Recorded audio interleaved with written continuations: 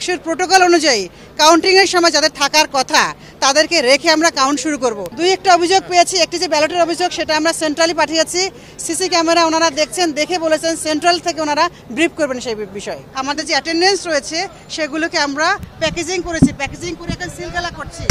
সিলগালা করার পরে যেসব পোলিং অফিসার আমাদের সাথে সহায়তা করেছেন ওনাদেরকে আমরা এখান থেকে যেতে বলবো আর কি।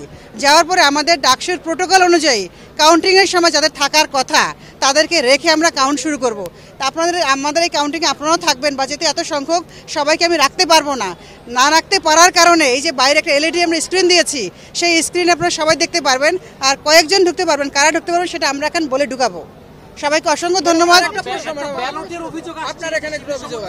না, দুই একটা অভিযোগ পেয়েছি, একটি যে ব্যালটের অভিযোগ সেটা আমরা সেন্ট্রালি পাঠিয়েছি, সিসি ক্যামেরা ওনারা দেখছেন, দেখে বলেছেন সেন্ট্রাল থেকে ওনারা ব্রিফ করবেন সেই বিষয়ে। আমার তো আবার বলছি, সব সেন্টারের কিন্তু আপনার কাউন্টিং একসাথে পাবেন না। আমার সেন্টারটা অনেক বড়, অনেক ছাত্রী, অলমোস্ট প্রায় 20,000-এর মতো পেজ হবে। 1, 2, 3, 4, 5 করে আমি সেটাকে ভাগ করব। তারপর একটা হলের তো আছেই, তারপর সেগুলোকে আমরা সময় লাগবে, আমার তো 1-2 ঘন্টা লাগতে পারে এগুলোকে ঠিক করার জন্য।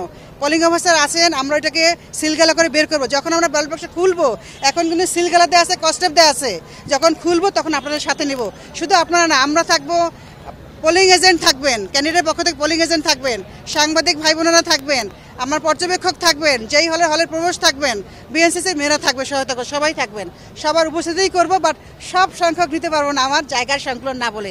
আপনাদের বাকিদের জন্য আমরা এলইডি রেখেছি। সবাই সহযোগিতা করবেন, অনেক ধন্যবাদ, থ্যাংক ইউ।